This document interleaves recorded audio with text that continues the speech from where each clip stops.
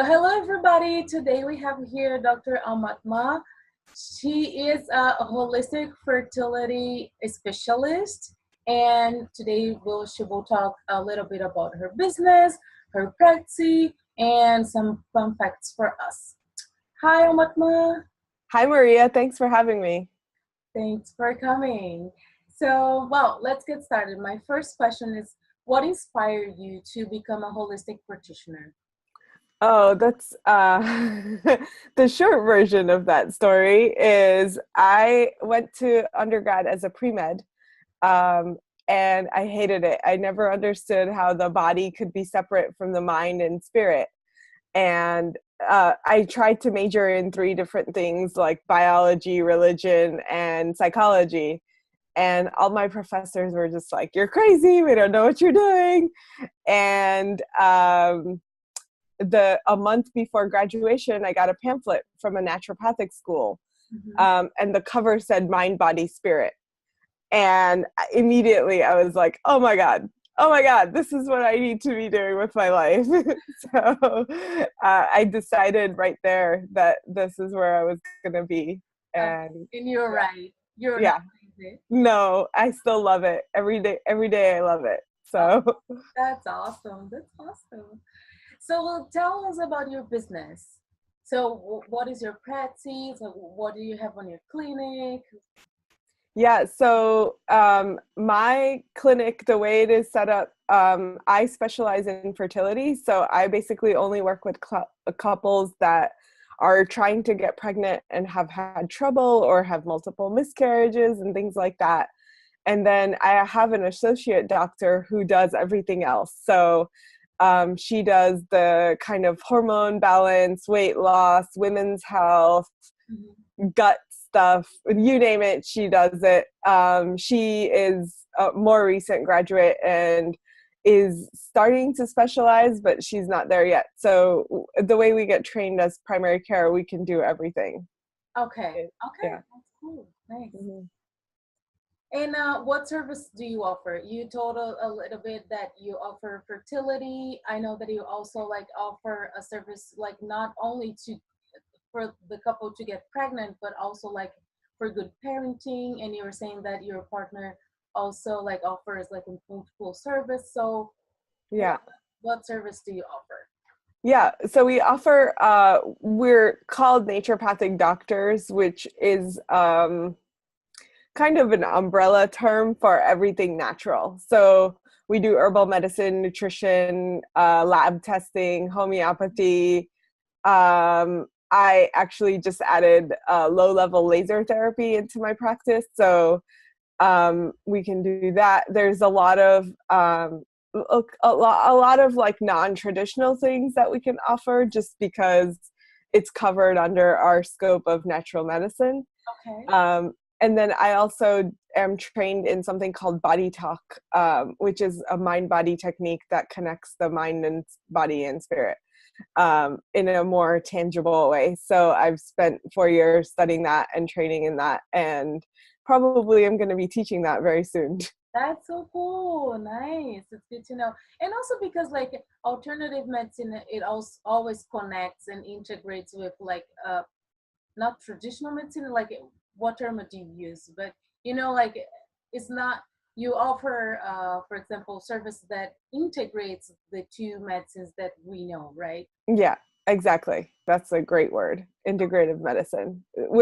So it's kind of, a lot of people are like, oh, natural is slow, natural is, they're not going to like my doctor or whatever. We are trained in the way that we get trained in naturopathic medicine, we actually understand all of the lab test results that people come in with. We also understand pharmaceuticals. So we can kind of look at the medications that people are taking and understand the impact that it has on the body, as well as a lot of pharmaceuticals will actually cause nutrient depletions. So if you're taking, for example, birth control pills, which are so widespread, you're actually depleting yourself of certain nutrients that if you don't know to replenish, you're kind of depleting your body over time and making it worse for your body, right? So, so thinking about the connections between what you're given by your conventional doctor and how to like really translate it into what does this mean for me? Or so many times I have people come with me to like binders of lab test results. And they're like, what does this mean? My doctor won't tell me anything. What does this all mean?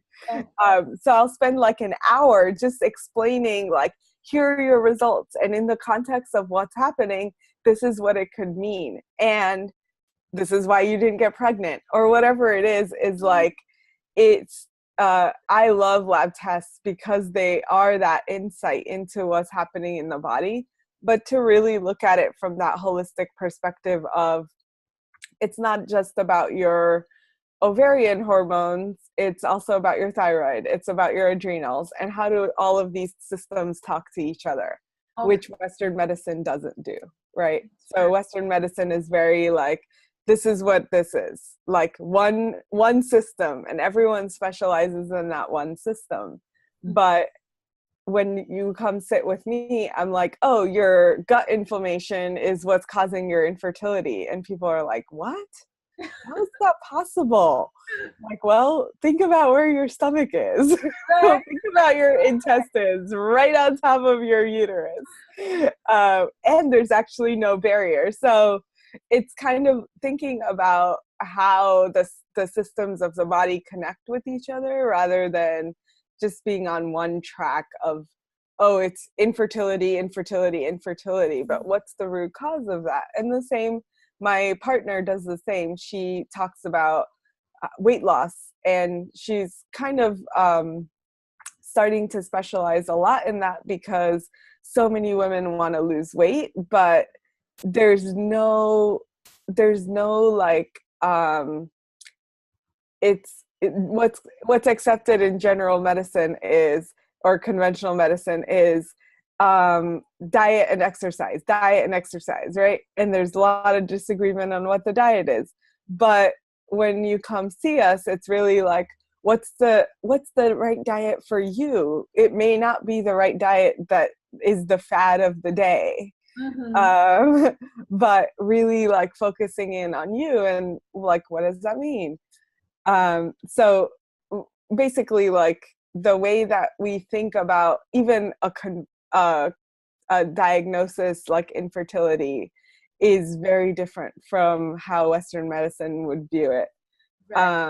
And more personalized, that you would say. Yeah, totally more personalized. And how do we integrate? So how do we really understand what all these lab test results mean and how can we utilize it?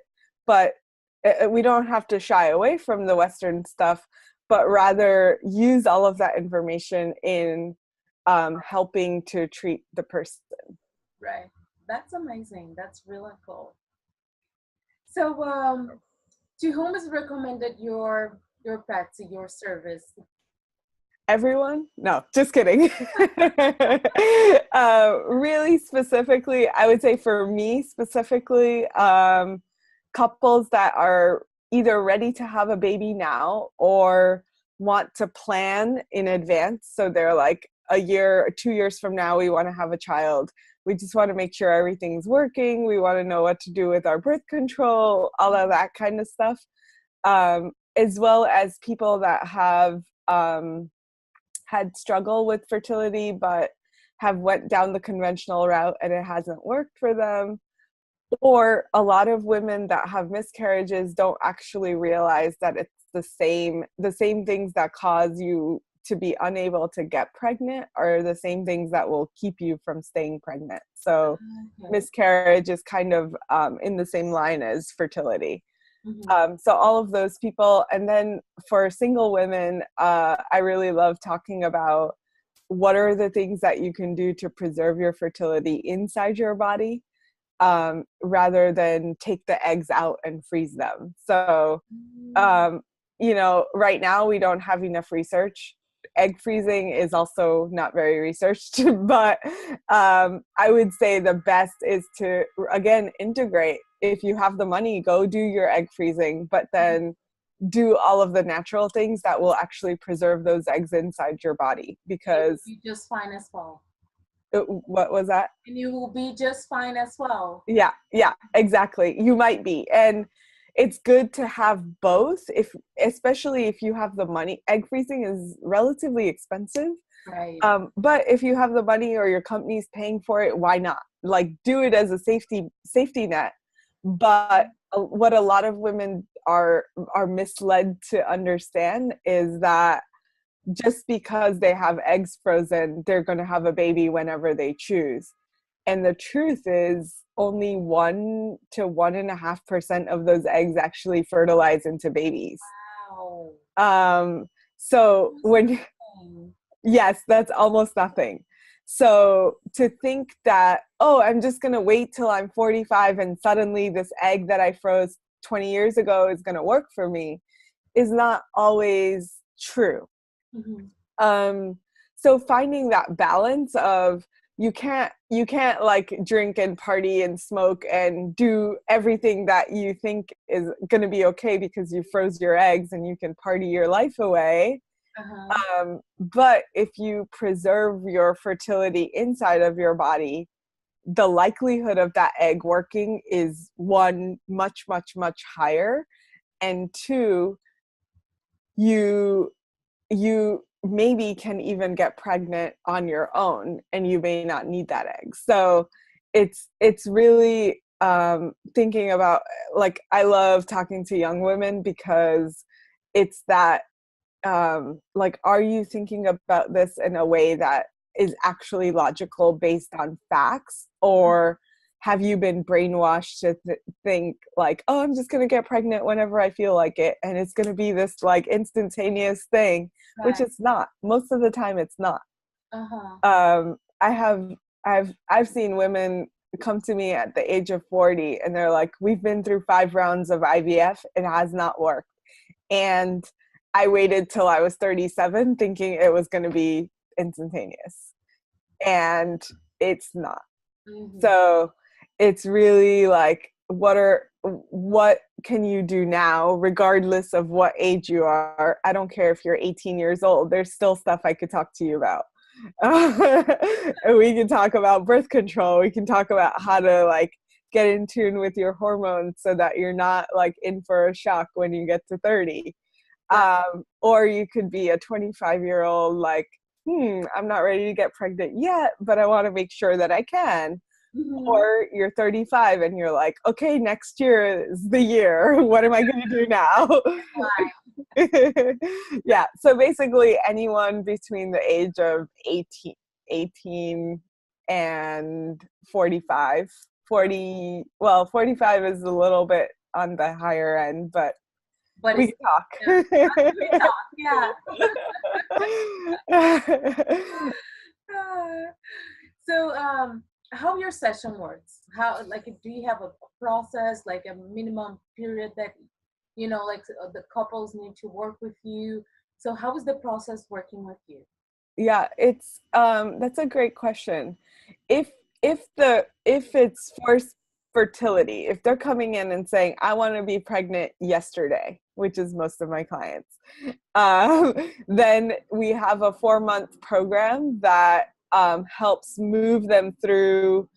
So we want to first discover the root cause, like, why are you not getting pregnant? And then really treat the root cause. So within a 2-month period, we're really trying to rebalance the body, get every system of the body in alignment and working together, so that getting pregnant becomes a lot easier. And we have a couple of different modalities that we integrate into the healing process. And then we also do the mind-body stuff. So a lot of times it's like, oh, I've had 3 miscarriages, so every time I get pregnant, I'm psyching myself out. With the fear of like, oh my God, I'm going to have another miscarriage. And if you don't heal that stuff, it doesn't actually get better. Like your mind has a lot more power than people will give it credit for. Absolutely, yeah. Yeah, so we integrate all of that into a 4-month program. It's still very individualized, but it has a general structure so that people can have kind of a end date of, okay, we've done the natural route, we've done everything we can. Mm-hmm. Now we need to decide how to move forward. And we usually do before lab tests and after. So the improvement can give me a sense of like, okay, this is going to work for you. Keep going and go try for a few months. Mm-hmm. Or actually, this is really not a good scenario and you're in a good enough place to have the next IVF cycle be better. So the way we integrate is like, okay, you've been through the program. We know exactly what your root cause is. We've treated all of that stuff. Now go and try and do the IVF, and more than likely you're going to be successful. Do you do IVF? No, we don't do it. No. I have a few different clinics that I like to refer to in the Bay Area. Okay, I see. That's cool. Perfect. So what are some of the results that your clients can expect? So like be ready to IVF. What else? Usually if the couple has completed the program and their results are great at the end of it, I usually say go and try for a couple of months, and normally people will get pregnant within a couple of months. Means go and try naturally, like yeah, go and try, as in go have lots of sex. And usually they will get pregnant if we've done the work. I generally have a sense of like, you have the potential to be really successful. So just try naturally and see how it goes. Okay. And I would say 80% of those people have gotten pregnant within 2 or 3 months. That's crazy. Yeah. Wow. So it's just like really balance the body and align, all your systems. Yeah, exactly. Wow. Beautiful job. Congratulations. Nice. Thank you. What is one step that people can take at home today to start a successful healing on your process on fertility? Like one or can I do 3? We can do like at home and start today. Okay. So my favorites are drink enough water. Mm-hmm. Most people are dehydrated. Make sure that water is purified, not bottled. Bottled water releases xenoestrogens into your water. So then you're changing your estrogen progesterone balance by drinking this bottled water. So you want to filter, but you don't want to bottle. The second tip would be to rotate your food. So most people get into a rut of eating the same like 30 or 40 foods over and over and over again. So really getting into the mindset of, oh, I ate that last week, I'm going to find something else, maybe similar. Like, for example, even me, I got into the kale rut and I was just eating kale all the time. I had to cut it off because my body started becoming sensitive to kale. Okay. So you think like it's a super healthy food, but you have to rotate your foods. So I switched to bok choy and chard and collard greens. Mm-hmm. So every week I'll just pick a different green rather than eating the same one over and over and over again. Does it work for men as well? Yes, this is for both. This is applicable for general healthy living, and it's also really good for your fertility. Okay. So water and rotate your food. Yes. And then the third thing would be to get really good sleep. So the quality of your sleep often determines the balance of your hormones in the body. Mm-hmm. So if you don't wake up rested in the morning, and I know we all have those moments where we're like, oh my God, do I really have to get out of bed? Okay. But if that is you every single day of your life, that's not good. I see. So having enough sleep, the right kind of sleep, usually it helps to like have an eye mask or blackout curtains, like make sure the light is really not coming into the room, because the light changes your, even if your eyes are closed, changes your brain patterns and releases less melatonin, which is, melatonin is one of those hormones that you really need. Right. um so making sure that it's the right kind of sleep. And then um even sleep can be individualized to your body type. So Ayurveda, which is one of the systems that I'm trained in, Mhm. um, has some recommendations about what your body type is and how much sleep you should get. So Okay. often there's one body type that needs around 9 hours of sleep, and there's one that needs about 6. Mhm. So, you know, people are like, well, I'm lucky I'm a 6. Uh, but the 6 hours body type is a rarer body type. So you just have to be really mindful about what is appropriate for you as an individual, and not go by the general, right? Like, Rule. Uh-huh. yeah, the general, like what Western society says. So Mhm. people are like 7 to 8 hours of sleep. That's fine. That's only good for a certain number of a certain amount of the population. Mhm. The Like my body type It's needs really too nine to much ten for me. hours. I'm sorry. My body type needs 9 to 10 hours. Okay. Wow. So if and I'm always deficient. Like it's really hard to get 9 to 10 hours of sleep for a busy entrepreneur. Yeah. So um I have some sleep hacks, but but in general, like I feel really amazing if I get 9 hours of sleep, Okay. which is, you know, it's just important to know what your body needs and then do everything in your power to get it. Right. And make it your goal, like, or at least like aim, but at least you know the knowledge, you have the knowledge at how to have a healthier life. And even if you can get like every day 10 hours of sleep, you know that that's what you're supposed to be, so supposed to have. And then you Hmm. can like work on, try at least to get Hmm. some Hmm. more hours of sleep or the right food for you. Yeah, Yeah, yeah, exactly. that's cool. That's really nice to know. So now we gotta talk a little bit about your business. So I have like just a few questions to, to help like uh, people that are graduating or thinking about opening a clinic, or like thinking about being a holistic practitioner. So if you like, if you can get like any tips to them, Hmm. that's the moment. So Sure. my first question is, what are some of the biggest challenges you have facing being a holistic practitioner? Oh, well, I mean, there's so many challenges, right? But one of them is, so where to spend your time is really important. So you can go to like 30 networking events, especially in the Bay Area. We have all this stuff going on all the time.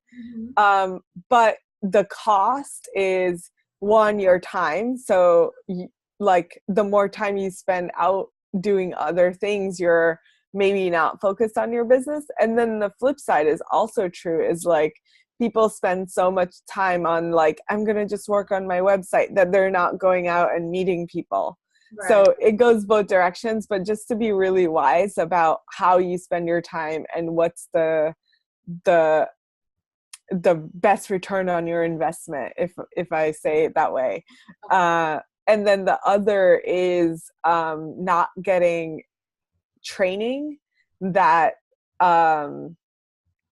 not getting trained from the very beginning. So a lot of holistic practitioners don't have business training at all. There's no training of like, how am I really going to start and create my business? So it's really hard to create a business if you don't know what you're doing. Ex- And it's really important to get to pay for it. Like it's totally worth its weight in gold to have the training from the beginning. And or have a mentor that's going to walk you through all of the steps. Okay. Okay. So what is an effective way to find new clients? For me, it's been word of mouth. So I don't do a lot of advertising. I built my whole practice. I've been in practice for 10 years now, or maybe more. It's probably been more like 11 years. And it's all been based on word of mouth. So you do a really good job with the client that's in front of you, they're going to refer 5 other people. And it just keeps cycling on each other. So Okay, so just like do a great job in people. do yeah, No. exactly. Okay.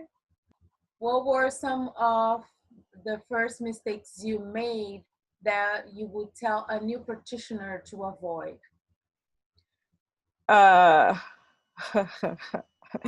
uh I would say it was probably the biggest one is probably trying to do it all myself. Mm-hmm. When I first started out, I was working probably about 80 to 90 hours a week. Oh my Um, goodness. between like business management, making appointments. I did everything, like literally everything from A to Z, everything that needed to happen for my business, I was doing it.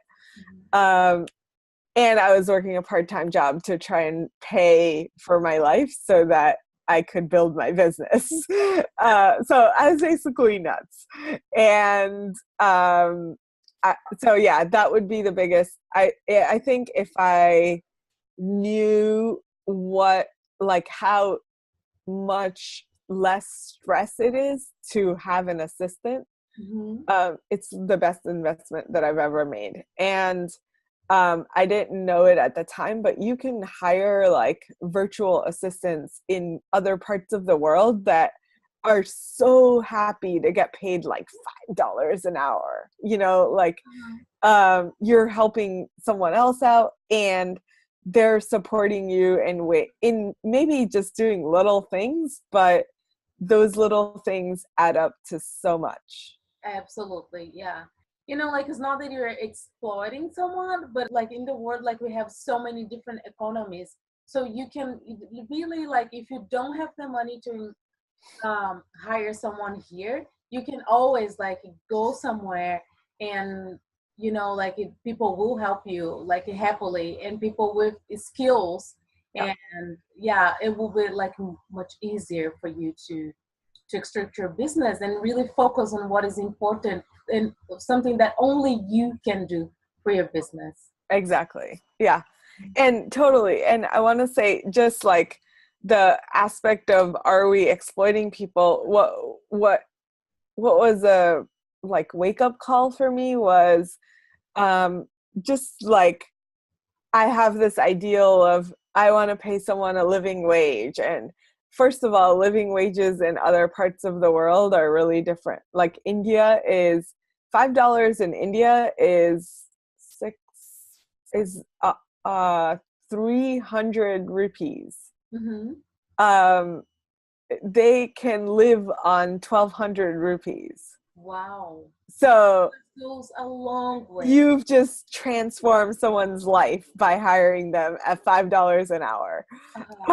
So that's one piece of it. And two, it's really like, the person that told me about the system that I use now to, if I was to hire someone out of country, the person that told me about it works in the corporate tech world. And he was like, and he's run like Fortune 500 companies, and he's like, oh, you do know that most businesses like outsource to other parts of the world. And I'm like, yeah, I've always heard this, and I completely disagree with the whole like outsourcing idea. And he's like, oh mama, you're competing with massive corporations that already do this. They have centers of like 40,000 people working at really low cost, and that alone is like, when you get to that scale, it's a little bit like, what are you doing?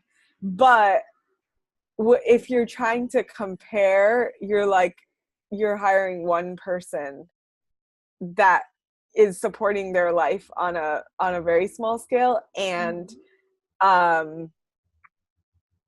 you're not a corporation, but you're potentially competing with so many big corporations. So how to really, you're gonna succeed faster if you have the help, even if it's very nominal help at a very nominal cost.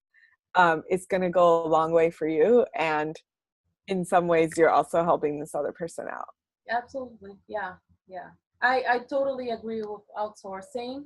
I use, like, one of my services, I use a company from Uruguay, and like, it's a legit company. They are really big in Uruguay, but, like, my money buys more than, so I can offer much more here. Yeah. So I totally agree with you. Next question. So, what has been the best piece of advice you've received as an entrepreneur? That was advice that I got. Get some help. Stop doing it all yourself, because you can't. Yeah. Nice. Okay, so now we're gonna talk about a little bit of fun, some light stuff, some light stuff. Uh-huh. So, what was the most exotic place you've been? Jamaica.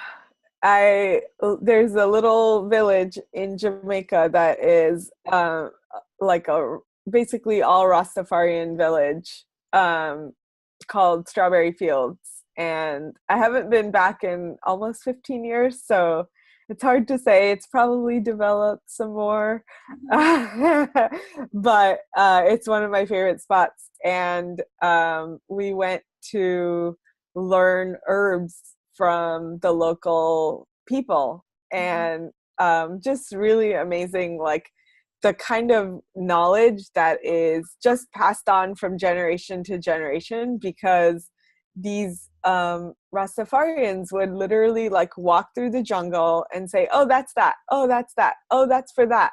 And they don't know the name of any of it, but they can pull roots out of the ground and say, like, this is going to cure your digestive issues or whatever. That's so beautiful. Yeah. So no. Like a really real connection with the nature. Yeah. Nice. So, what is the craziest thing you ever done? Besides start a business? Or start a business? Yeah, that can be like, that's pretty crazy. And yeah. And do it all yourself. Yeah. Do it all yourself. And I'm in the midst of starting a tech company. So yeah. I add crazy upon crazy upon crazy. So, one book that you would suggest your clients to read?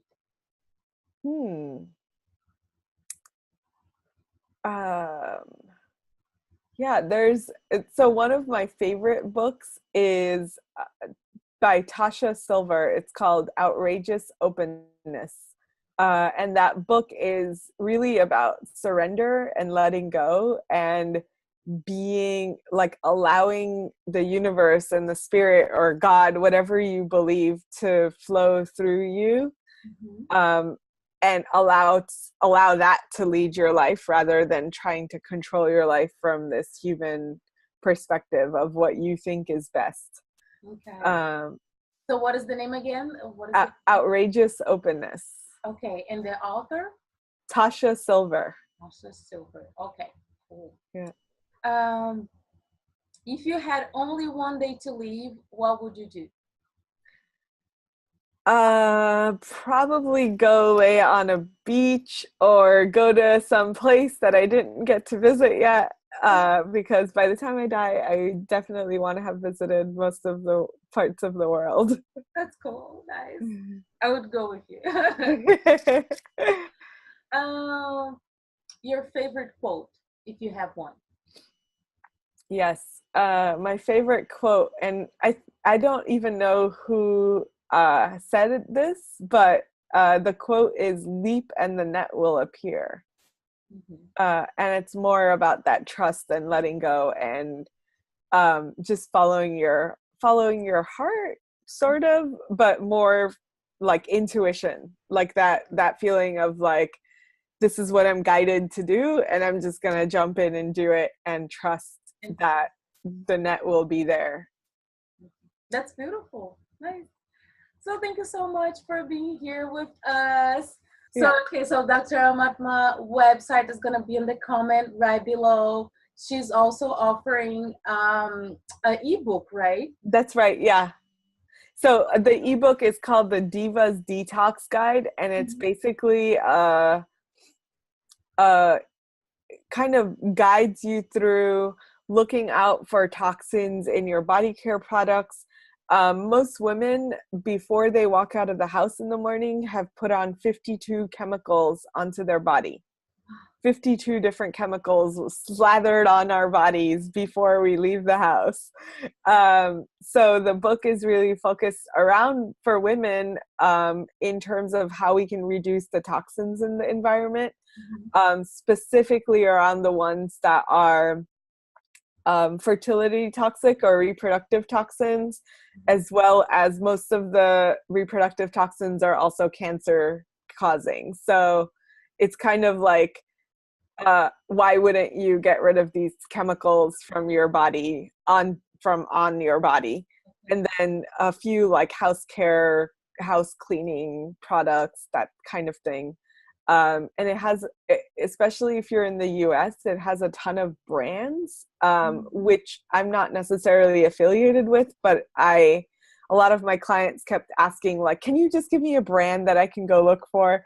So I basically like went through and found brands that were clean and pure, and some are clean across the board, some are, for this product it's okay, but this one it's not. So it's kind of all laid out in that ebook. Okay, that's cool. And the ebook is free, so you just It's free, yeah. yeah, just go and download. I will also post her information, so the address of her clinic, what else, her website, and some more like tips and how to find us. And please subscribe if you like it, and leave your comment if you have any questions to doctor, or if you have any questions to myself. I would love to hear from you. And that's it for today. Thank you Awesome. so much for being with us, Dr. Amatma. It was Thank you so much for having me. really, really nice. It was like, yeah, another for life. Thank you. Awesome. Thank you.